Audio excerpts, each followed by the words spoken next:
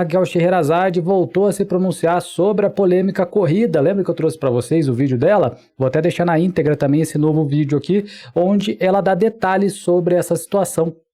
E ela apontou que o posicionamento contrário de muitas pessoas foi motivado por questão política. Pois é, né, gente? Estamos no ano eleitoral, acabou a Copa do Mundo, acabou o Big Brother, não tem reality show, aí vira esse assunto de tudo é política. E ao detalhar esse caso do motorista de aplicativo, ela afirmou contundentemente que foi coagida e abandonada pelo motorista responsável pela viagem. Vamos ver o vídeo dela, onde ela dá todos os detalhes. É um pouquinho longo, tá, gente? Uns 4 minutinhos, mas eu acho que é importante para gente ter o contexto de toda a situação. Fala aí. Tô aqui porque gerou muita repercussão uma denúncia que eu fiz a respeito de um Uber que eu peguei na quinta-feira à noite. Esse cidadão, além de grosseiro, ele foi ameaçador.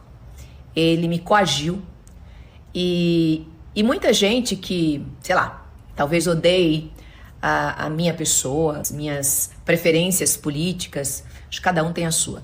Mas uma coisa que a gente está falando aqui é sobre o direito do consumidor e sobre o direito à segurança de cada um, de cada usuário. A gente não está falando aqui de quem pensa pró-governo, contra-governo, quem é bolsonarista, quem é lulista. E o que é que as pessoas que vivem em busca de hate, né, que vivem em busca de cliques, o que é que elas estão fazendo? Elas estão resumindo uma situação de perigo, de desrespeito, de coação, de direito do consumidor a simplesmente um pedido que eu teria feito ao motorista que estava ouvindo uma música muito alta e eu pedi para ele trocar para uma rádio. Não falei qual era o radialista, não falei qual era o programa que eu ia assistir, eu falei no vídeo para vocês.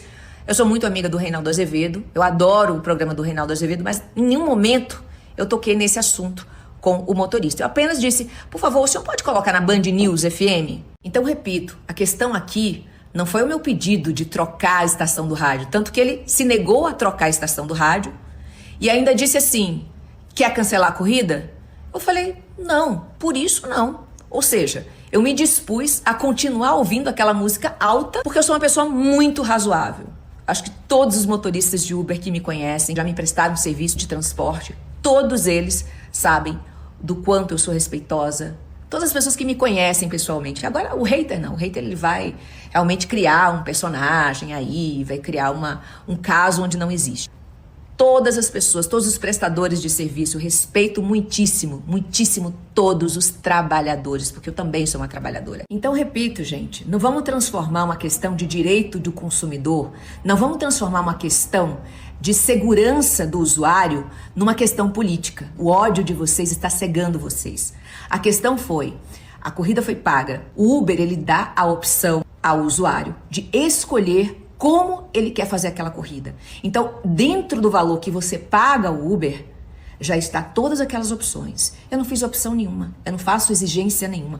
A única coisa que eu pedi foi que ele trocasse a estação, que estava incomodando muito o volume do rádio. E lógico, você está pagando por um serviço que lhe foi prometido pela Uber. Então o motorista da Uber tem que cumprir. O problema todo não foi a estação do rádio. O problema não foi eu gostar ou não gostar do Reinaldo Azevedo. O problema foi ele não gostar ou detestar o Reinaldo Azevedo. Isso tem nada a ver. Isso é um problema dele, problema pessoal dele, de quem gosta, quem não gosta. O problema foi ele cancelar uma corrida já paga e me deixar num lugar ermo, abandonado, escuro, sozinha, onde eu poderia sofrer qualquer tipo de violência, de um roubo, um assalto, um sequestro, um estupro. Então, coloquem-se no meu lugar.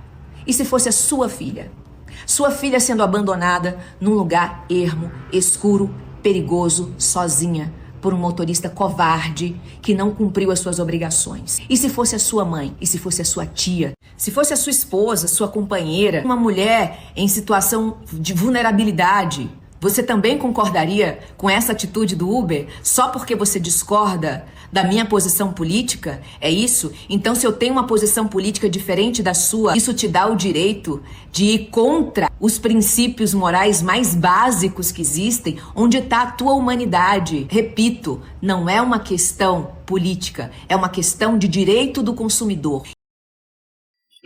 Vamos lá, gente, é o seguinte, então, você viu que é toda uma polêmica desse final de semana, muita gente já está repercutindo tudo isso aí, mas eu acho que é interessante a gente trazer por alguns pontos, né?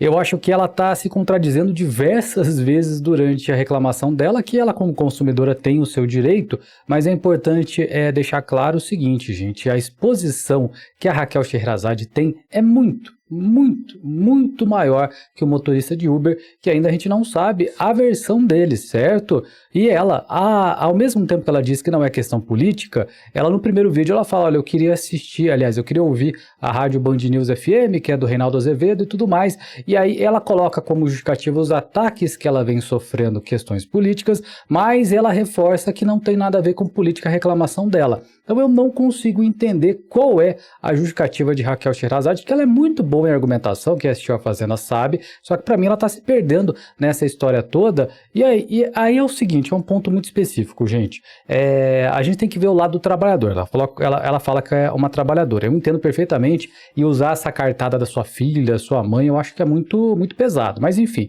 vamos lá, ponto 1.